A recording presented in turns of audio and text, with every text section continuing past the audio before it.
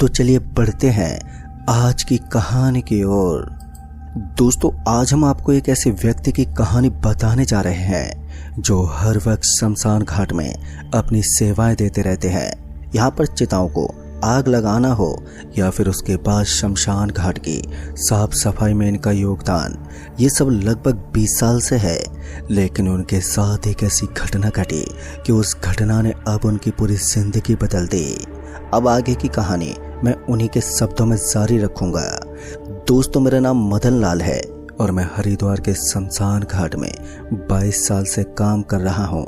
मेरी आंखों के सामने यहाँ पर रोज लगभग सैकड़ों लाशें आती हैं और मैं और मेरे साथ काम करने वाले सभी कर्मचारी और सहयोगी हम रोज उन चिताओं को जलाते हैं जो काफी बार आधी जलकर रह जाती है। मैं भी अक्सर हर रोज लगभग 10 से 12 चिता जलाता हूँ, पर मेरे साथ एक दिन कुछ ऐसा हुआ कि मैं आज भी जब उस दिन को याद करता हूँ तो डर से सहम जाता हूँ। अक्सर हम लोग चिताओं में आग लगाते हैं और जब चिता जल जाती है तो सभी चिताओं की राख एक साथ सफाई करते समय झाड़ू से गंगा में गिरा दिया करते हैं। पर एक दिन उस शमशान घाट में एक डेड बॉडी को लेकर उसके परिजन आए। मैंने और मेरे साथी समीर ने उनके परिजनों को कहा कि अब लकड़ी ले आओ और लाश को गंगा जल से नहलाकर इधर रख दो। उस डेड बॉडी के सभी परिजन लकड़ी लेने गए हुए थे, बस उनके साथ वाला एक ही व्यक्ति उस लाश के साथ था। बातों ही बातों में मैंने उस आदमी से पूछा, वैसे भैया ये किसकी बॉडी है? उसके साथ जो आदमी था उसने कहा, ये मेरी मौसी है। वो आदमी अपनी बात जारी रखते हुए कहने लगा कि इनकी शादी को अभी 1 साल भी नहीं हुआ था और ये सब हो गया। दोस्तों, इतना सुनकर मैंने उस आदमी से पूछा, तो क्या उनकी तबीयत खराब थी? तो उस आदमी ने कहा, नहीं, मौसी बिल्कुल ठीक थी। कल रात अचानक उनकी मृत्यु हो गई। पता नहीं आधी रात को उनको अचानक ही क्या हुआ। खैर, हमारे लिए ये कोई बड़ी बात नहीं थी। ऐसे दिन भर में सैकड़ों लोग आते हैं, इसलिए मैंने उस आदमी से अब और भी ज्यादा बात करना ठीक नहीं समझा। तब तक उस लाश के परिजन लकड़ियां लेकर आ गए। उसके बाद हम दाह संस्कार का कार्यक्रम शुरू कर चुके थे। तभी मैं और समीर चिता के लिए लकड़ियां बिछाने में जुट गए तो मैंने देखा कि उस महिला की ज्यादा उम्र तो नहीं लग रही थी, इसलिए वो पतले दुबले शरीर की थी और वजन भी बहुत कम था और लकड़ियां भी कम ही लगानी पड़ रही थी। हम लोगों ने लकड़ियां बिछाई और उनके परिजनों को कहा, आप इस लाश को अब चिता पर लिटा दो। उन लोगों ने वैसा ही किया। 4-5 लोगों ने उठाकर लाश को चिता पर रखा। तभी उस लाश के ऊपर से थोड़ा कपड़ा मुंह के पास से उड़ गया तो मेरी नजर उस बॉडी पर पड़ी और मैं देखता ही रह गया, क्योंकि उस महिला की आंख देखकर ऐसा लग रहा था कि वो बार बार खुल रही है और बंद हो रही है। मानो ऐसा लग रहा था कि शायद वो जिंदा है, शायद उसकी आंखों से आंसू भी निकल रहे हैं। मैं यही सोच रहा था कि ऐसा कैसे हो सकता है, क्योंकि आज तक हमने कभी भी ऐसा दृश्य नहीं देखा था। अब उनके परिवार वाले अंतिम संस्कार करने के लिए तैयार हो गए थे और पंडित जी ने भी दाह संस्कार की क्रियाक्रम शुरू कर दिया था कि तभी मैं समीर को थोड़ा किनारे लेकर गया और मैंने कहा, समीर, इस डेड बॉडी में जान है, क्योंकि मैंने खुद देखा है कि इसकी पलकें झपक रही हैं और ऐसा लग रहा था कि जैसे सांसें भी चल रही हो। समीर ने मेरी बात सुनकर कहा, मदन यार, तू पागल तो नहीं हो गया? कैसे बात कर रहा है यार? वो मुर्दा है और मुर्दे में भी कभी सांसें चल सकती हैं क्या? हम रोज चिता जलाते हैं, आज तक तो ऐसा कुछ नहीं हुआ। शायद तेरा ये वहम है। चल जल्दी चल, अब उस चिता को आग जलाना है। मैंने उस समय तो समीर को कहा, हाँ चलो चलते हैं। मगर उसके बाद मैं अपने आप को समझा रहा था कि हो सकता है कि ये मेरा कोई वहम ही हो, पर बार बार ऐसा भी लग रहा था कि ऐसा कैसे हो सकता है कि ये मेरा वहम तो हो ही नहीं सकता, क्योंकि 30 साल से मेरी जिंदगी इसी शमशान घाट में चिता को जलाते बीत गई थी। लेकिन उसके बाद जब मुझे लगा कि अब मुझे उनके साथ साथ वापस से लगना चाहिए, तो फिर मैं उनके पास जाकर उस चिता को जलाने का काम करने लगा। अब काफी वक्त हो गया था और वहाँ के जो लोग थे वो अब धीरे धीरे उस चिता से दूर होने लगे थे। लेकिन तभी मुझे ऐसा लगा जैसे उस चिता के अंदर से किसी के रोने और चिल्लाने की आवाज़ आ रही हो। ये आवाज़ इतनी ज़्यादा भयानक थी कि मेरे कानों के अंदर एक अजीब सी हलचल होने लगी थी। मेरा पूरा शरीर कांप रहा था। मैंने देखा कि उस जलती हुई चिता के अंदर वो महिला जोर जोर से चीख रही थी और ये सब देखते ही मैं भी अपने सहकर्मी के पास गया और उसके बाद मैं उससे ये कहने लगा कि मैंने कहा था ना कि इस औरत की सांसें अभी तक चल रही हैं और ऐसा ही हो रहा है। मेरी बात सुनकर वहाँ पर मौजूद सारे लोग मेरी तरफ देखने लगे। उन सभी का मुझे इस तरह से देखना मुझे काफ़ी हद तक अजीब सा लग रहा था। फिर उसके बाद मैंने अपने दोस्त समीर की तरफ देखा तो मैंने पाया कि वो भी काफ़ी ज़्यादा घबराया हुआ था और मेरी तरफ देखकर एक अजीब सी हरकत कर रहा था। उसके बाद जब मैंने समीर को बताया तो उसने कहा, भाई तू पागल तो नहीं हो गया?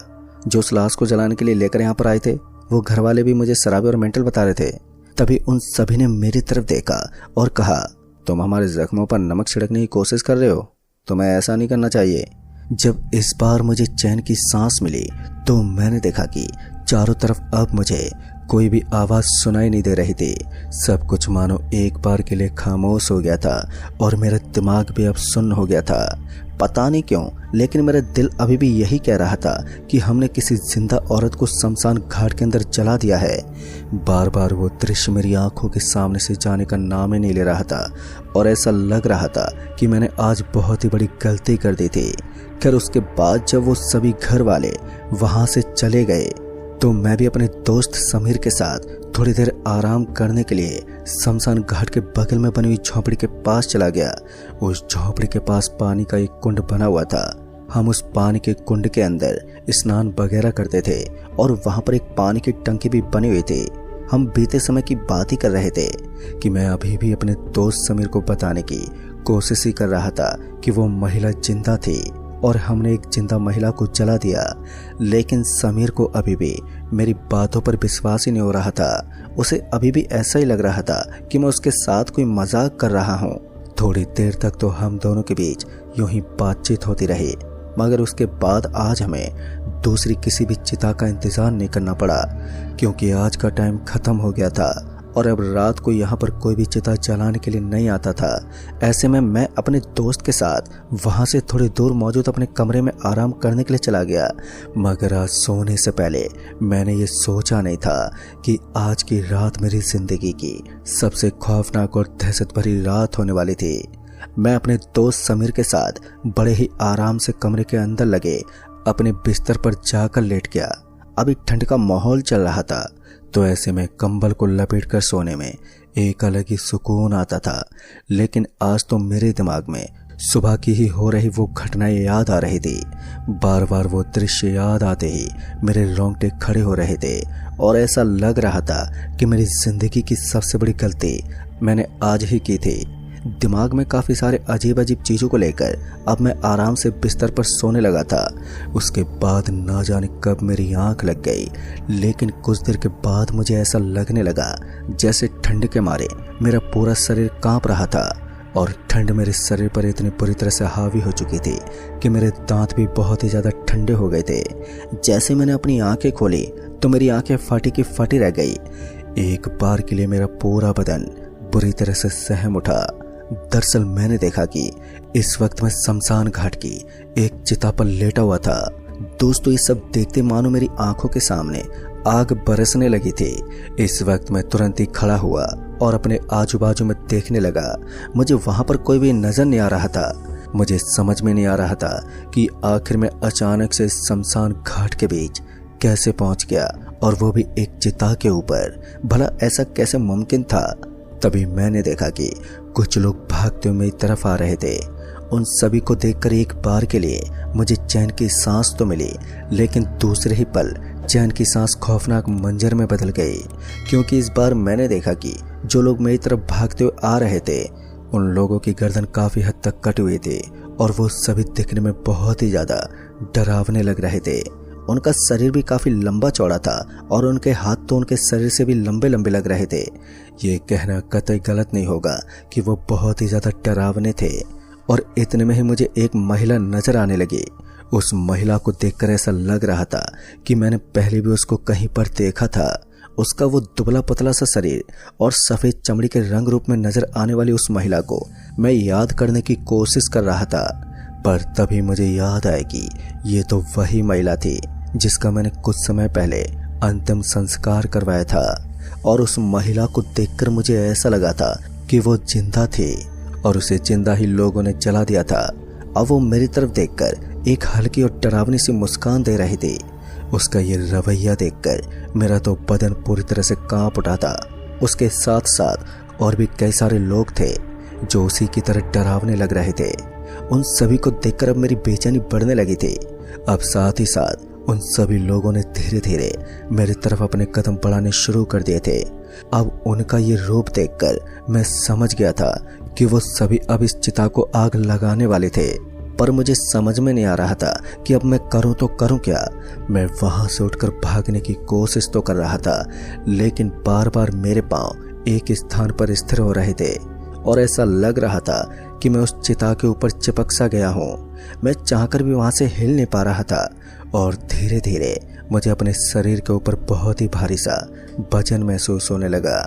वो वजन इस कदर बढ़ता जा रहा था कि मेरे पूरे शरीर की ताकत मिलाकर भी उस वजन को हिला डुलाने में नाकाम थी और ऐसा लग रहा था कि कुछ देर के अंदर मैं मौत के घाट उतर जाऊंगा। मैंने बहुत ही ज्यादा कोशिश की और उसके बाद जाकर कहीं मेरे शरीर के ऊपर से वो भारी भरकम वजन मुझे कम होता हुआ महसूस होने लगा। लेकिन तभी मुझे ऐसा लगा जैसे कोई आग की ताप लेकर मेरे आजू बाजू में घूम रहा है और तभी उसने चिता पर आग लगा दी। आग लगते ही मैं जोर से चिल्लाने लगा और मेरी चीख इतनी ज्यादा तेज थी कि वहां का माहौल गूंज उठा। मेरी आंखें खुली तो मैंने देखा कि मैं अपने कमरे में ही लेटा हुआ था। मैंने एक बहुत ही भयानक सपना देखा था। वो सपना इतना ज्यादा भयानक था कि मेरा पूरा का पूरा शरीर इस कड़कड़ाती हुई ठंड के अंदर भी पसीने से भीग गया था। तभी मेरा दोस्त समीर मेरे पास आया और उसने कहा, भाई तू ठीक तो है ना? तो मैंने अपनी गर्दन हिलाई और उसके बाद उसे पूरी बात बताई। मेरी बातें सुनकर उसने कहा, साला तेरा दिमाग तो खराब नहीं हो गया? मुझे लगता है कि हमें किसी डॉक्टर के पास चलना चाहिए। उसकी बातें सुनते मुझे फिर से उसके ऊपर बहुत ही जोर का गुस्सा आया और मैंने उससे कहा कि ऐसी स्थिति में किसी डॉक्टर के पास जाने के बजाय हमें किसी तांत्रिक बाबा के पास चलना चाहिए। वो मेरी बात सुनने के बाद मेरे साथ जाने को तैयार नहीं था, लेकिन उसके बाद मेरी जिद के सामने उसे घुटने टेकने पड़े और फिर हम एक तांत्रिक बाबा के पास चले गए। मैं उस तांत्रिक बाबा को काफ़ी अच्छे तरीके से जानता था। उसके पास आते ही उन्होंने मेरी समस्या का हल बताते हुए कहा कि जिस महिला को आपने कल अंतिम संस्कार किया था उसके साथ आपका पुराना संबंध रह चुका है। ये सुनते ही मेरा पूरा शरीर पसीने से भीग गया और जब मैंने दिमाग पर जोर दिया तब मुझे याद आया कि आज से 11 साल पहले मैं एक लड़की को पसंद करता था और तब जाकर मुझे ऐसा लगा कि हो सकता है वो लड़की वही थी। एक बार के लिए मेरी आंखों से आंसू निकल आए थे, मगर मैं उसे पहचान क्यों नहीं पाया। फिर उस साधु बाबा ने बताया कि वो लड़की भी तुम्हें मरते दम तक नहीं भूली थी, इसलिए तुम्हें इस तरह की हरकतें नजर आई थी। फिर उसने मेरे ऊपर कुछ झाड़ फूक जैसा किया और मेरे साथ एक हवन में बैठकर मेरे हाथ पर एक रक्षा सूत्र बांध दिया। पर मुझे अभी भी विश्वास नहीं हो रहा था कि वो लड़की कल के दिन ही मौत के घाट उतारी गई थी। दोस्तों, उस वक्त मुझे रोना आ रहा था, लेकिन मैं रो नहीं सकता था। फिर हम अपने घर आ गए और उस दिन के बाद मुझे किसी भी घटना का एहसास नहीं हुआ, लेकिन वो दिन आज भी मेरे रोम रोम में बसा हुआ है। दुख के साथ साथ एक अजीब सा डर भी मेरे बदन को कपकपा देता है। तो दोस्तों, इस कहानी में बस इतना ही। कहानी आपको पसंद आई हो तो वीडियो को लाइक शेयर जरूर कर दें और साथ ही हमें नीचे कमेंट बॉक्स में जरूर बताएं। जल्द ही मिलूंगा ऐसी एक और नई कहानी के साथ। तब तक के लिए बाय एंड टेक केयर।